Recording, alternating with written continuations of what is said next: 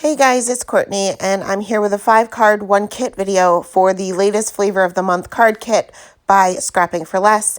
And here is a quick look at collection number 1. We have, of course, the stamp set. We have some enamel dots and some ribbon, 4 different kind of patterns there. Of course, the envelope and some double-sided 6x6 pattern papers. And we're going to go ahead and jump right into the card. So I'm going to go ahead and create a background here with some Distress Oxide inks. And I'm kind of just blobbing on the color. So I'm using Twisted Citron, Squeezed Lemonade, Seedless Preserves, and Picked Raspberry. And I'm not worried about blending them. I'm just plopping down some color. And this is kind of sort of going to be a galaxy background. So once I have those bright colors down, then I can bring in my chipped sapphire. And I'm going to pretty much just cover up the entire thing.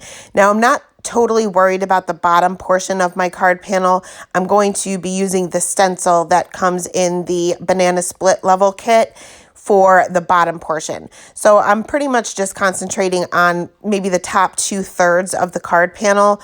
And once I have a good layer of the chipped sapphire down, I am going to bring in a little bit of the black soot. And I'm just worried about the edges at this point. Now, I don't know about you guys, but whenever I use the black soot Distress Oxide, it never is black. It darkens up the area a little bit, but it really does not come off black at all. So I'm going to go back to the chipped sapphire and add a little bit more of that because I find that I get better coverage with that than I do with the black soot. I don't know whether it's just my ink pad or what. It just doesn't come out all that great.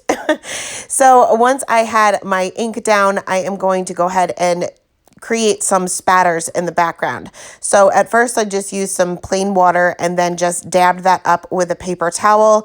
And normally I would use some shimmer spray here. However, if you watch my videos a couple of weeks back, I spilled my bottle of shimmer spray and I have not yet replaced it. So I am going to take some Perfect Pearls and of course we've all seen Kelly Letavola do this before. I'm just going to scoop a little bit out onto an acrylic block, add a little bit of water there and spatter that. And this will kind of leave a little bit of sparkle as if this is stars.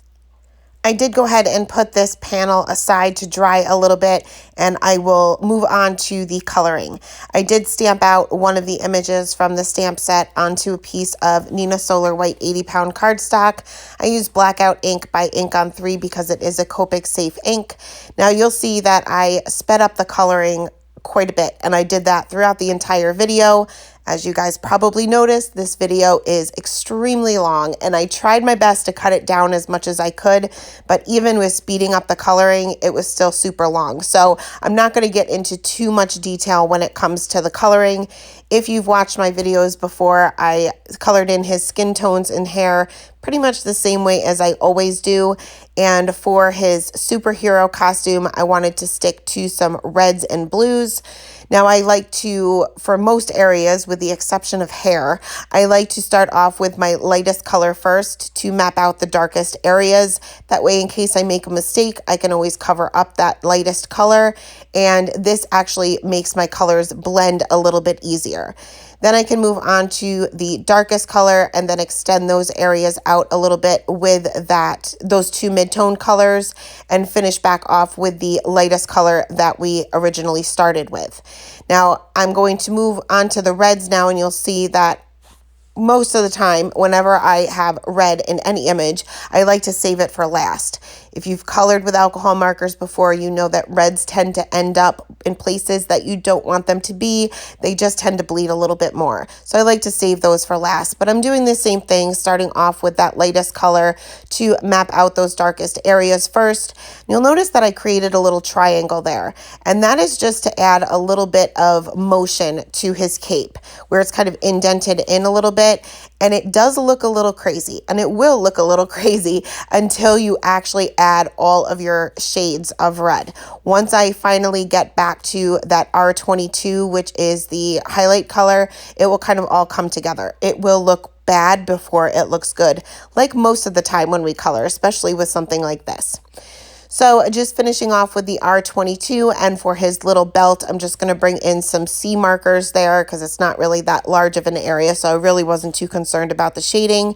Finished off with a few white gel pen details, and then I fussy cut him out. You can use a scan and cut, but for me, for one single image, it's just easier for me to fussy cut. It was a pretty easy image to do. So moving back to my card panel, I'm bringing in the stencil from the Banana Split card kit level, and I'm just going to tape that down to the lower portion of my card panel. This time I'm bringing in the Distress Ink Black Soot, but this is regular Distress Ink. This is not oxide, so it actually looks black. So I'm just doing some simple shading through that stencil. I'm only using the one single color here. And once I removed the stencil, I realized that I just didn't have it high enough. I had too much of, there was too much white space showing.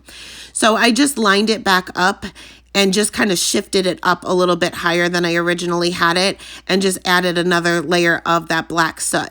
Now, I still had a little bit of area that I needed to fix up where I just didn't bring that chipped sapphire down enough. But before I fix that, I want to make sure that my panel is dry, or at least this black soot is dry, because it's Distress Ink and it's meant for blending. So if you try to add any more color on top of it, you're going to blend it out in areas that you don't want it to go. So I let this dry for about 5 minutes or so. And then I just took my blending brush that I had used for the chipped sapphire. I did not add any more ink to it. I just used whatever ink was still on the brush. And I just kind of filled in those white areas to kind of just tone it down a little bit so it wasn't so bright. So next I'm taking a piece of the pattern paper here, and you can see that it's definitely something that needs to be centered. So I took an even amount off both the top, the bottom, and both of the sides so that everything is kind of still even, and I cut that down to an A2 size cards and adhered that to my card base, so I don't have any kind of border there. For my main panel, I used some Fun Foam. I have the kind that has adhesive on one side, so I did have to use my Tombow Mono Multi Glue on the other side. For some reason, wet glue and Fun Foam, it works, but it takes a little bit longer to set, so I just set that under my Misty while that dries.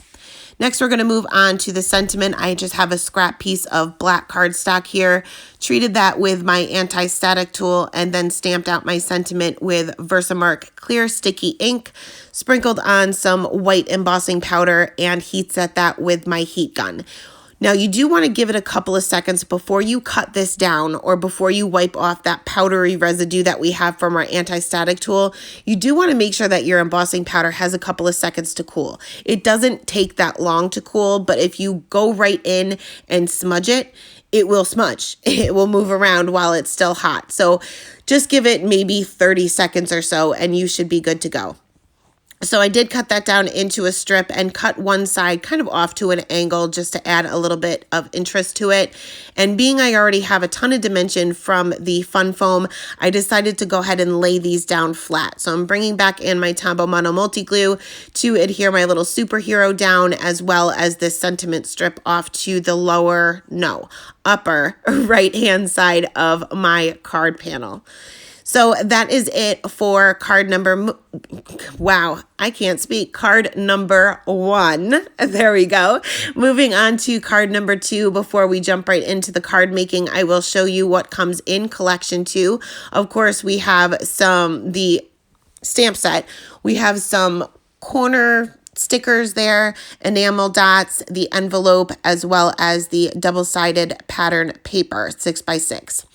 So for this card, I went ahead and took one of the pieces of pattern paper and I cut this down to 5 1/4 by 4. So it's just 1/4 of an inch smaller than a card base.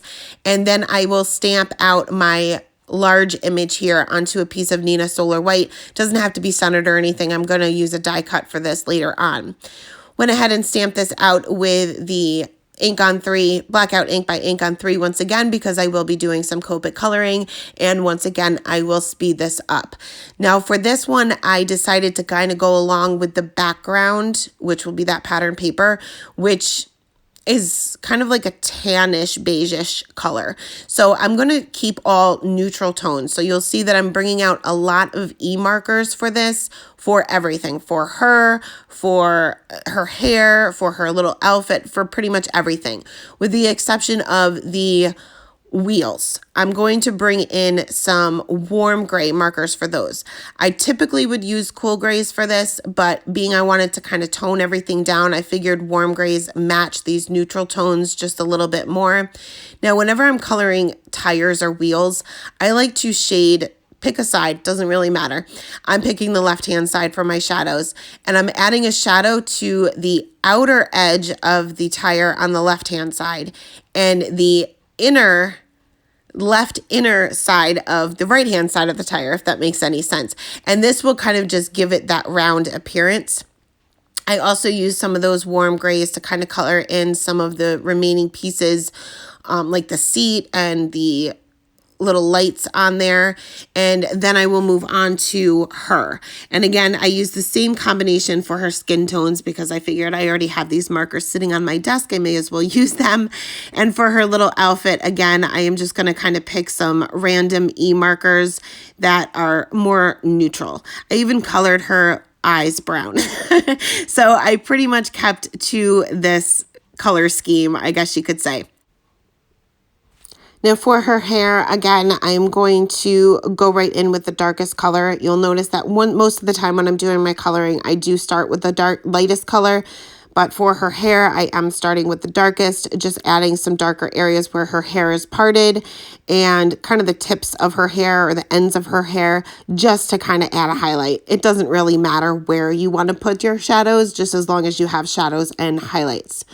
So finishing up her little outfit here, I did go ahead and add some white gel pen details just to kind of boost up the coloring. And for the ground, I'm just going to bring in I think it was an E42, just to add a little bit of color to the bottom portion. And I did add a little bit of a shadow underneath both of the tires, but once I blended it out, you really couldn't notice.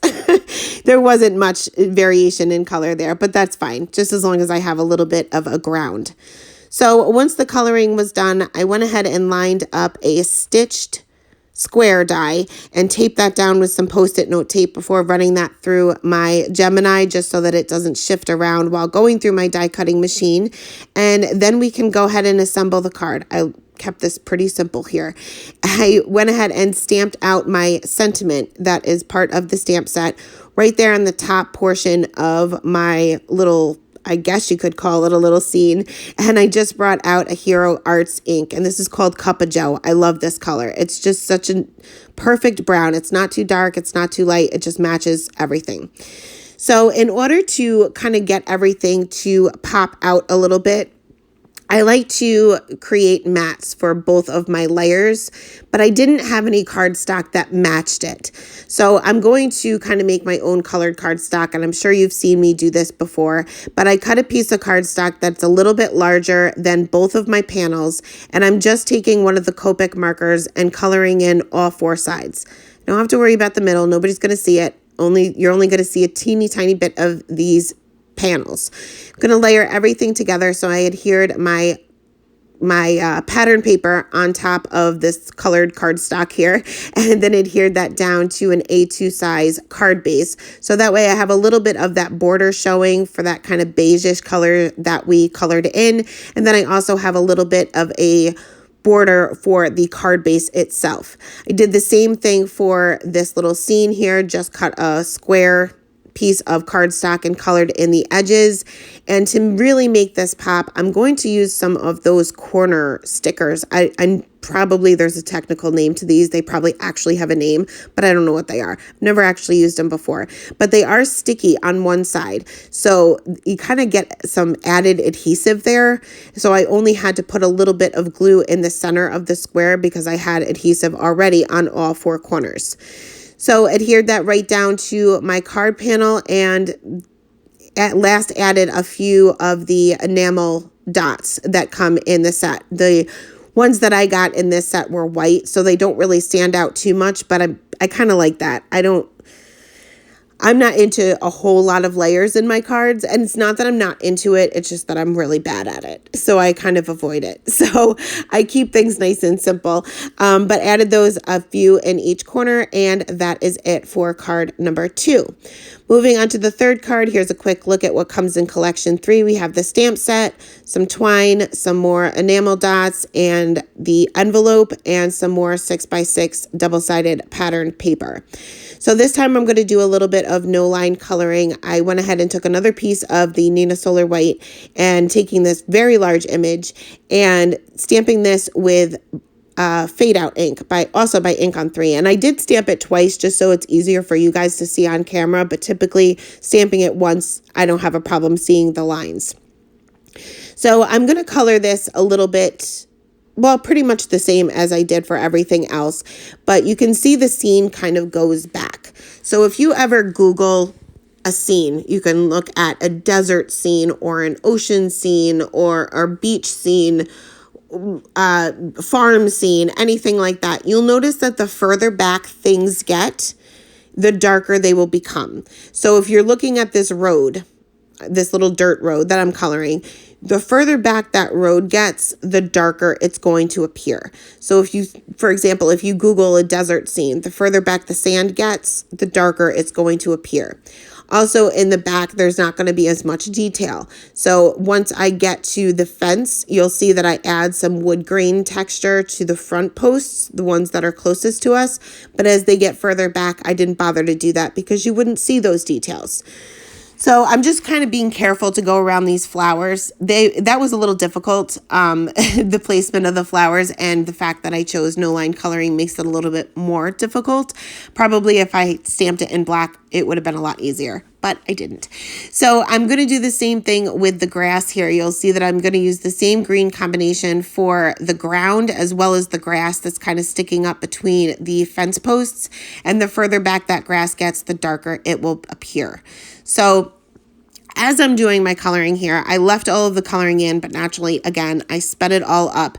But just so that you can kind of see the color combinations that I used, I kept it all in here. But while you're watching that, I do want to let you guys know that I want you to keep an eye out for next month's Flavor of the Month card kit. This is the April kit. You want to keep an eye out for the May kit because Teresa, the owner of Scrapping for Less, is so very generous. As most of you know, that was my very first design team, and I still keep in touch with Teresa and chat with her all the time. I just adore her. And she offered me the opportunity to kind of be a part of designing some of the card kit. So I'll be having my own stamp set. And it's a fun one. Of course, it's going to be one that's fun to color. And I also designed the stencil for next month's kit as well as the die. So it's very, very excited. I can't wait to actually see what it looks like once everything is manufactured and done. So I hope you guys have a chance to check it out. So I'm moving on to the fence post here, and you can see that this first one here, I added a bunch of that wood grain, which is actually already part of the image. This image is very detailed to begin with, so you don't really have to come up with too much. And you can see that as I move further back, I'm adding some wood grain, but I'm really not adding too much as I move further back. And as I get to the ones that are way, way in back, I'm not adding any at all. I'm just adding a little bit of shading, and in fact, I totally skipped the highlight color for those because like I said, as it moves further back, it's going to appear a little bit darker. So moving on to the flowers here that I've pretty much lost a little bit of because I wasn't overly careful when I colored. I am going to start off with greens, and I wanted to use different greens than I did for my grass. So I'm going to add just a little bit of this G09 for all of the stems and the center of the leaves, and then just add a little bit of G02 just to kind of have a little bit of variation. For the flowers themselves, I want these to appear white, so I'm just adding a little tiny bit of shading with the C3 and C1, and obviously fade out ink, depending on what ink you use, but fade out ink fades. It fades away once you color over it. So once I actually finished in the coloring of the flowers, I decided to restamp just that area to kind of bring out those lines just a little bit. I also went over the wires between, I'm sure there's a better name for that, but the wires that kind of hold the fence post together. So I wanted to just stamp these flowers. So I'm just going to ink up the portion of the stamp that has the flowers. Then I'm just going to take my finger and kind of wipe away any ink that may have gotten into other parts of the stamp and stamp those down. And I know it's hard to see on camera, but it brings out the lines a little bit more of those flowers. So once my coloring was done, I went ahead and trimmed this down or cut this down with a stitched rectangle die. And this is just a little bit smaller than an A2 size card. And I used my colorless blender where I kind of left off with the coloring. And this will just make it appear as if those colors kind of fade away to nothing. And you just don't want to go over the darkest areas with this. You kind of just want to start in the white area and work your way up. So for the sentiment, I am going to use one of the sentiments from the same stamp set. Now this has two lines to it, and it was a little bit far apart for me. So I ended up cutting my stamp, which is not something I normally do, but I used the grid lines on my work surface here to make sure that the two sentiments lined up to create one. I did stamp it onto a scrap piece of paper just to make sure that everything looked right before actually stamping it onto my card panel, and just stamp that right above my little scene here. I took one of the pieces of the pattern paper and I took this wood grain one, cut this down again to 5.5 by 4.25, and then adhered my card panel right there in the center. So I just have a little bit of a border showing here. I wanted to use some of the twine from this collection as well, and I was going to put this on the bottom, and I wrapped it around my card panel twice and then just tied a ribbon, and luckily it was loose enough because I didn't like it on the bottom. So it was loose enough for me to kind of shimmy it up to the top portion of the card panel before making everything permanent and adhering this to my card base. I did add just a dot of glue underneath that bow just to kind of keep it in place, and that is it for card number 3. Now for cards number 4 and 5, I'm going to use collection 4 from the kit. So before I do the cards, or before I show you the cards, let's take a look at what comes in the kit. Of course, we have the mini stamp set. This is by Sunny Studio. We have some canvas tags, 2 cardstock tags, some enamel dots, the envelope, as well as the double-sided 6x6 pattern paper. So I am going to stamp out my little characters here on these cardstock tags. So in the stamp set, you have this little cowgirl and a little cowboy. So I am going to create 2 cards, one masculine, one feminine, and they're pretty much going to be similar. So I went ahead and stamped these out with that blackout ink by Ink on 3. And once again, I am going to speed up the coloring. Again, using my Copic markers. And now this cardstock, or what, I don't know what kind of cardstock this actually is that these tags are cut from, but I really didn't have a problem coloring. And it wasn't until I got past the skin and hair that I realized this might not be Copic safe. So we'll kind of see what happens. And I didn't have any bleeding at all. I had beautiful blends that came out. In fact, it blended probably better than the Nina. So whatever kind of cardstock it's really, really good for coloring. So I went ahead and colored their skin the same way as I've been doing throughout this entire video. For her hair, I wanted it to be a little bit more blondish. So there's not a whole lot of their hair showing. So I'm only using 3 different colors here. But again, just making sure that I use some flicking lines or flicking motions, starting off with that darkest color, which honestly, after I did the skin and kind of said to myself, this might not be Copic safe, I decided to start off with the darkest color for everything. Their hair, their little outfits, their cowboy hats, all of that, just in case that this paper wasn't able to take too much of the Copic ink. I didn't want to risk it bleeding. So I colored his hair with a different combination, and then I am going to kind of match the pattern paper. So I'm going to start off with my little cowgirl here, and I'm going to be using some of the pattern paper that has a lot of pink in it. So I'm going to kind of stick to a pink combination. So I'm not going to show you all of the coloring, but I will show you the combination that I used. Again, I did start off with that darkest color. Oh, first I colored in the white areas first with cool grays. Then I started with my darkest red, blended that out with the 2 midtones, and then finished off with the lightest color, just kind of paying attention to where the shadows would be and just keeping a center highlight to kind of keep everything nice and simple. For his, I did the same thing, colored in the white objects first, and then moved on to a navy blue combination to match the pattern papers that I plan on using. But I will show you just the cowboy hat so that, like I said, you can kind of see the color combination that I used. I also used some E-markers for some of the areas for him. I didn't use any for her. Now, to kind of ground these, I decided to add a shadow underneath each one of them. So I brought back out my cool grays, started with my C5, and all I'm really doing is drawing a line, and it doesn't have to be a good line. It can kind of just be a splotchy line. And then I blended that out with the C3 and the C1, and this will kind of just ground your images. I also stamped the sentiment on both of these tags with VersaFine Onyx Black ink, which is a fast-drying pigment ink, but it's not immediate, so be careful not to smear it. So like I said, I did keep these cards fairly similar. So I'm going to start off with the little cowboy one. So I'm going to bring out 2 of the pattern papers with the dark blue. And I kind of played around to see if I could use this little canvas tag, but decided no.